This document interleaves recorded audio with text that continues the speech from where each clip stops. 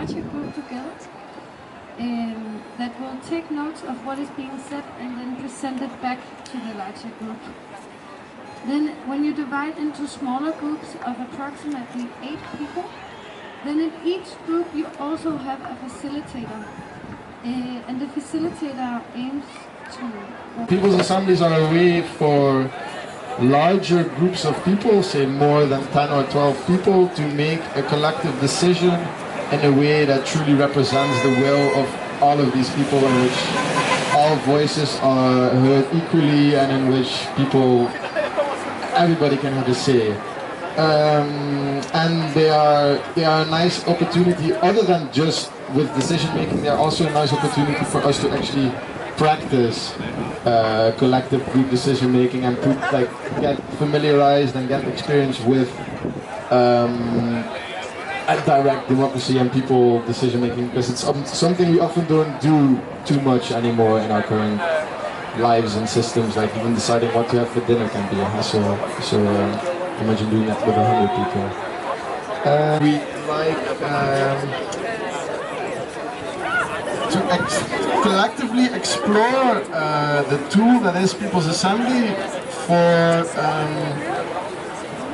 for getting everybody here involved in collective decision making and explore how these processes work. So the desired outcome we have for this assembly is that we would like to generate ideas from everybody present here to meet the challenges that we will be presenting later on, to come up.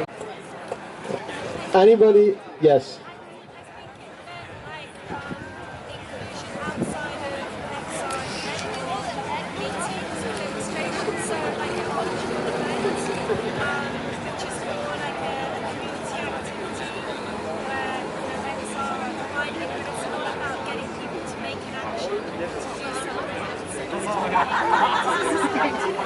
Did people get that? Should I repeat? Making cultural events that are not direct meetings of Extinction Rebellion, not demonstrations of Extinction Rebellion, that allow people to engage with the movement on a more friendly, less going out and really doing stuff or really organizing stuff with more of a casual social setting. Does that sound right to whatever group came up with this point? Yes? So, does anybody feel like there's a point that hasn't been talked about enough, or that they feel like needs to be repeated, that they remember?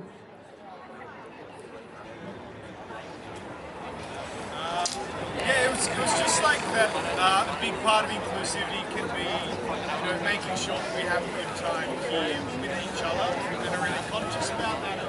Talk to each other, and that if we all actually have a good time, which I think we are, that's something that keeps us coming back, and that's something that we can communicate to our friends or whatever we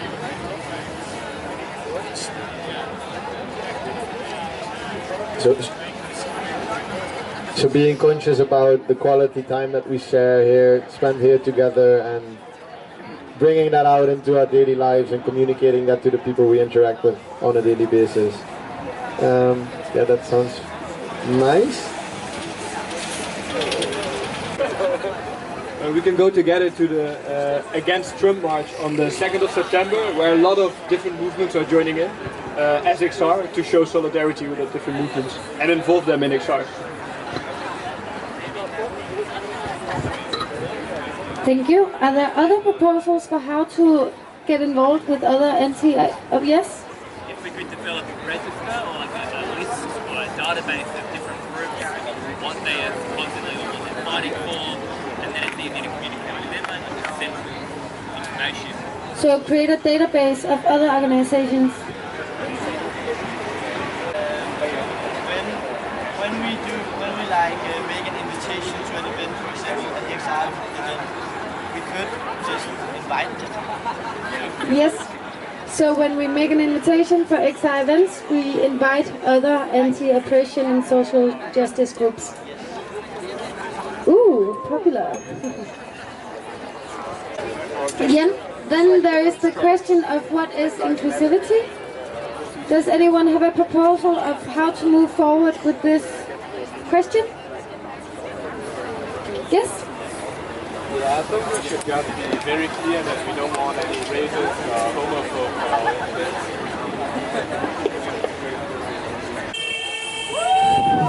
Hey, thanks for the support!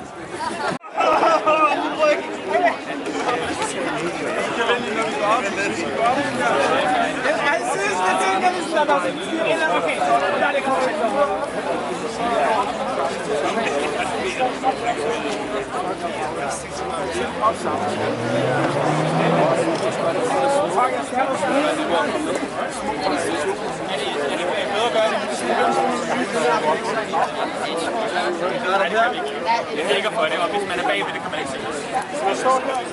This is what democracy looks like! This is what democracy looks like! This is what democracy looks like! This is what democracy looks like! This is what democracy looks like! This is what democracy looks like! This is what democracy looks like! This is what democracy looks like! Hvis man ellers bliver udsat for, så er det her meget nemt.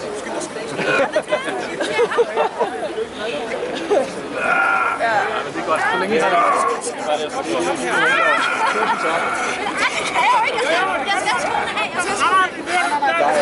wow.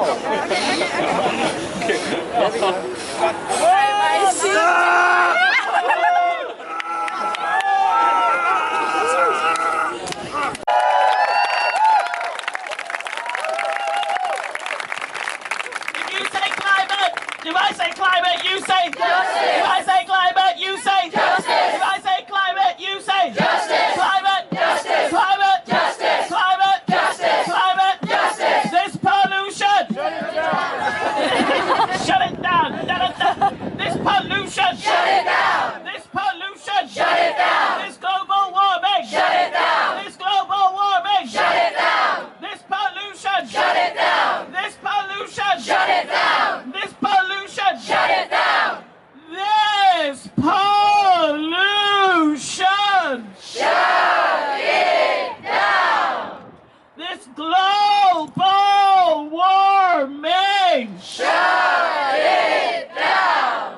Thank you. Cannot emphasize enough how much we appreciate your efforts. The former Irish Prime Minister Mary Robinson said, climate justice is this decade's lunch counter moment. Lunch counter moment, you know, maybe I need to elaborate. Martin Luther King, people being beaten because black people wanted to sit in the same restaurants as. So that was a great thing she said on your behalf. I don't completely agree, as I believe the lunch counter has moved to the Mexican-US border and to the Mediterranean. But nevertheless, I was moved to tears at this analogy because it powerfully connects all our struggles. As a climate catastrophe unfolds upon us, it will be blind. It is blind. This catastrophe, it is blind. It is colorblind. It respects no national boundaries. As with the sinking of the Titanic, no matter which floor you were on and how rich you are at risk of drowning in the sea. We are all in this together. And yet, there is still a tangible difference on this point. Climate change has meant, in the 33 years I've been in Denmark, now there are homes nearly every year who come underwater. All the sellers, and then you see them on the news, and people lost their precious belongings. But what is the difference? There's an insurance, there's a government who take care of it. And they're actually even going to buy people's property so they can move away from the places which are repeatedly struggling with this. Recently, the pollution that we create here in the West created a cyclone. It created global warming on the sea, so there was a massive cyclone which hit Mozambique, it hit Zimbabwe, and both countries, major parts of them, came underwater. There was no insurance. There was no government who came to cover the cost. There wasn't even Falk who came by and took the injured. Livelihoods have been damaged for years and years to come. The poor, they've been left even more impoverished. A third of Malawi was flooded in January 2015. 300 people dead, more than 100,000 injured. Let's put perspective into this kind of thing. 80 kilo, a citizen in Malawi uses 80 kilos, emits 80 kilos a year of CO2. I hope I got it right with the experts that are here. In a Western citizen, like you and me, we emit 7 metric tons a year. 80 kilo compared to 17 metric tons. But they are the ones whose houses are underwater. I just want to quickly introduce myself. I'm Laura. I recently graduated my MA in fashion design from from Royal College of Art in London. Instead of showing a fashion collection, I decided to showcase some of the waste that has been accumulated in making all these other collections, and then I staged a XR die-in at the graduate show. Thank you. So I basically chose to burn all the bridges to the industry that had educated me, but I could no longer justify with or identify with or justify. So instead I decided to use my platform to talk about the climate crisis and ecological breakdown and my work with XR and the work that you're all doing. So the fashion industry is set to increase by more than 60% by 2030. Some reports even say up to 83%. By 2050 we are going to need to grow about 50% more food. And let's not even talk about how little arable land we're going to have left at that point. So what do we grow? Cotton or food? The fashion industry is one of the most polluting industries in the world, destroying land and waterways and using resources that the planet can no longer keep up providing. It's also one of the most successful when it comes to greenwashing. So it wants us to think that if we buy sustainable products, we can keep up our consumption without sacrifice. But we cannot buy our way out of this crisis. Overconsumption cannot be solved by more consumer goods, and we're simply consuming ourselves to death. So that's uplifting. We can no longer justify using scarce resources to produce clothes that we've already got in abundance, when we know that we will soon be struggling to meet demands for basics such as food and water. And when we know that people in the global south is already paying the highest price, having done the least damage. Fashion Week, which has now just taken place here in Copenhagen, is a circus of excess and a mockery to the crisis we're in, and yet is being praised as being sustainable. The fashion industry, whose only measure of success is economic growth, is putting all responsibility on us, the consumers. So we will take that responsibility, but not in favor of the industry, but in favor of people and the planet. Taiwanese, I'm also under the political pressure of China, and I just want to know that I just want you to know that it would be really, really nice for these lovely liberal Europeans if you can Google and know some information about what is happening in East Asia, because I can understand due to the geography reason that is less concerned here, but this is happening right now. More than 2/3 of Cantonese work demonstrating on the street and they are under a strike and they are walking on the street for their country, for their liberty and for the democracy. So please support them with me. Thank you.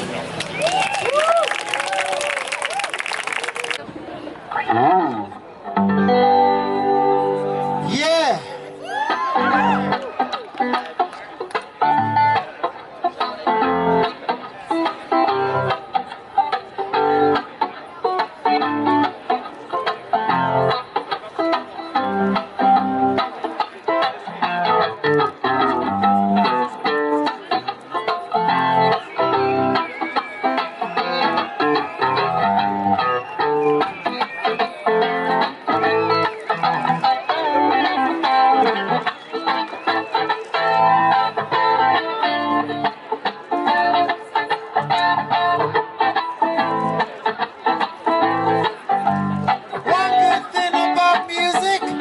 Yes, you feel no pain. One good thing, when he hits you feel no pain. So, hits me with music. Hits me with music now. Hits me with music. Hits me with music. This is Trenchtown Rock. Trenchtown Rock.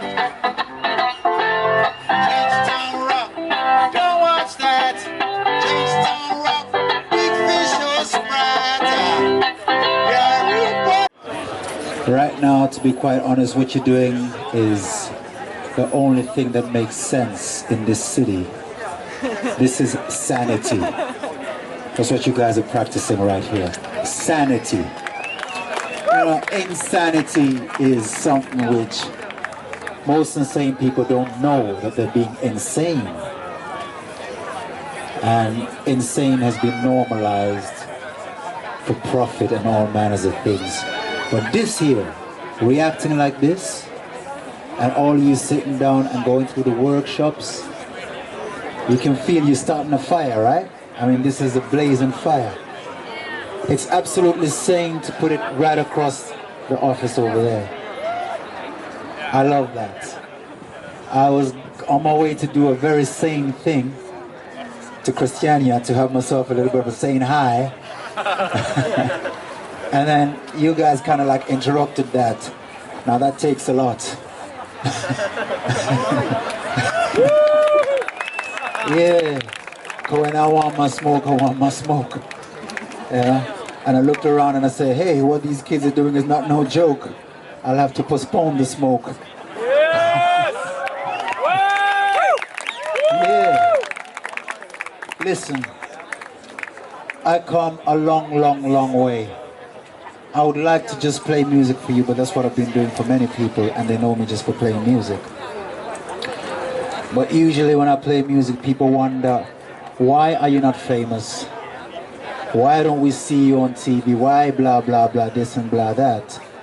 And I'm like, tonight I'm going to tell you all the reason why. You see?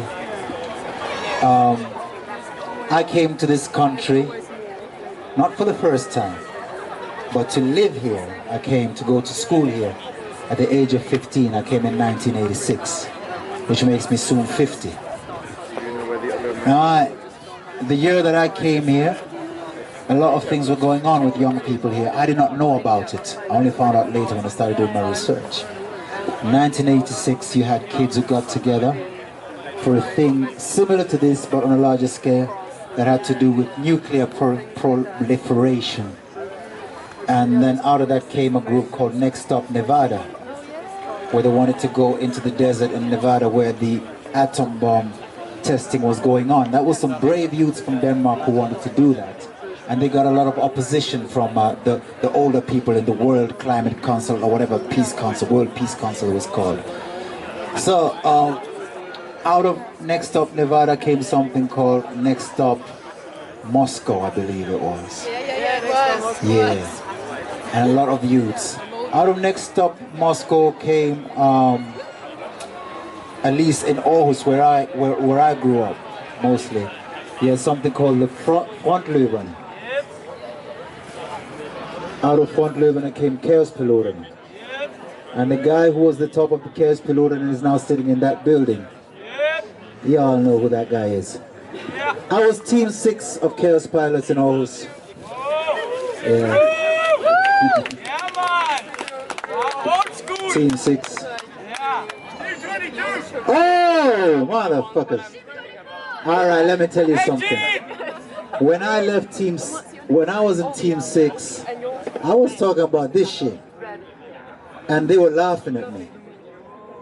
Yeah, they were saying, oh Jimmy, so you want to save the world. Most of them were saying they come to learn some tools so they can become more competent in whatever it is they came from. That time all education was happening in Danish.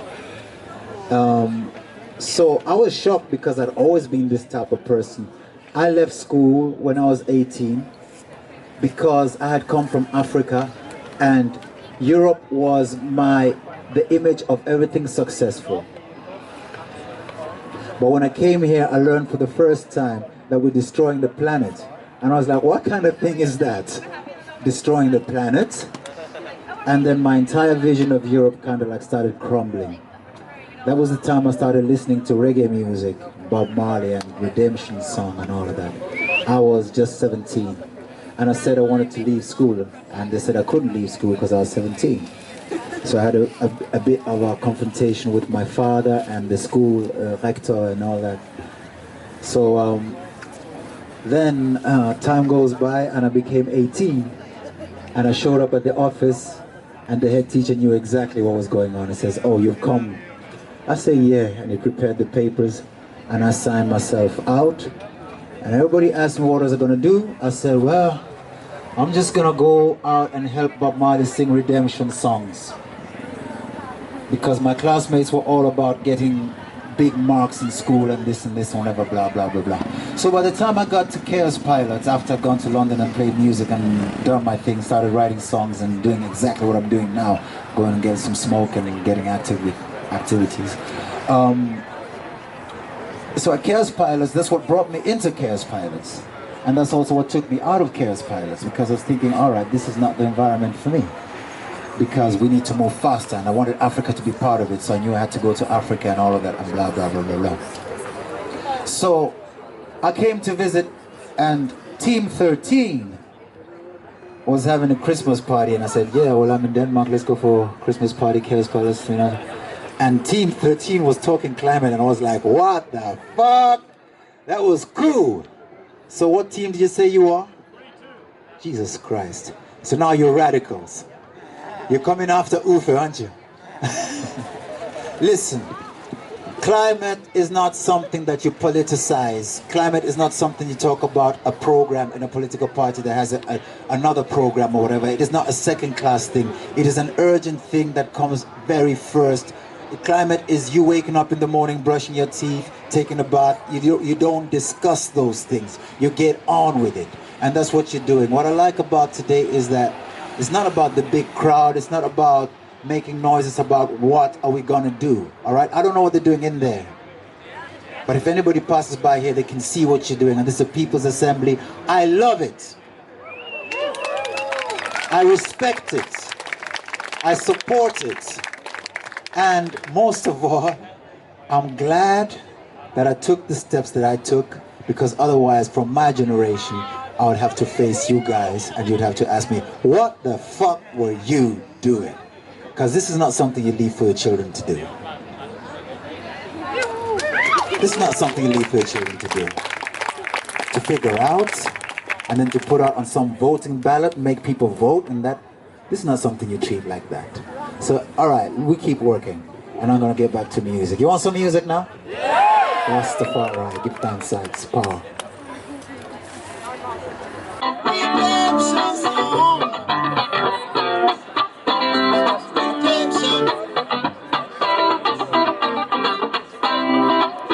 Songs of freedom.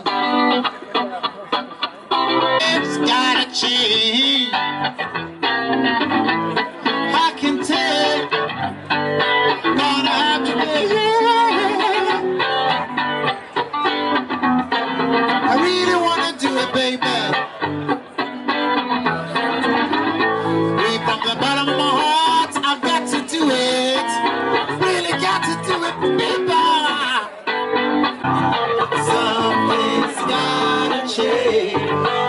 Hey, someday. Do you mean that? One more time. Something's gotta change.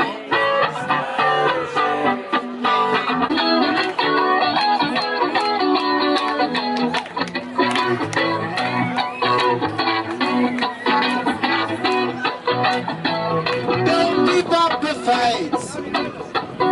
Don't give up the fight. Don't give up the fight. Don't give up the fight. Oh yeah. Oh yeah, oh yeah. Oh yeah. Oh yeah, oh yeah. Hey, get up, stand up. Stand up for your rights. Get up, stand up. Don't give up the fight. Get up, stand up. Stand up for your rights. Yeah, yeah. Get up, stand up. Don't give up the fight. Yeah. Preacher man, don't tell me heaven is under the earth. I know you don't know what life is really worth. And I told that glitter is gold.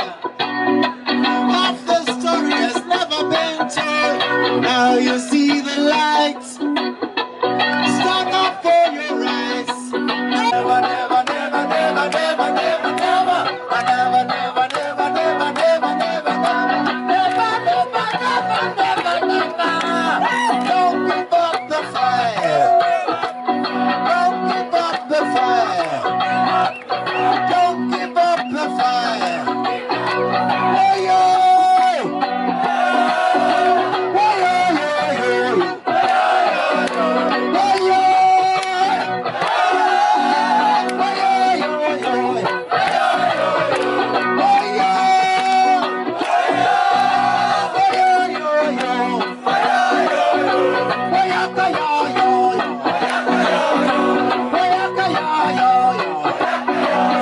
I never give up the fight. We got to fix the earth. Got to fix the climate. Got to save the planet. Got to do something now. Got to do something now. Now, now, now, now, now, now, now, now, now, now, now. Don't give up the fight. Now, now, now, now, now, now.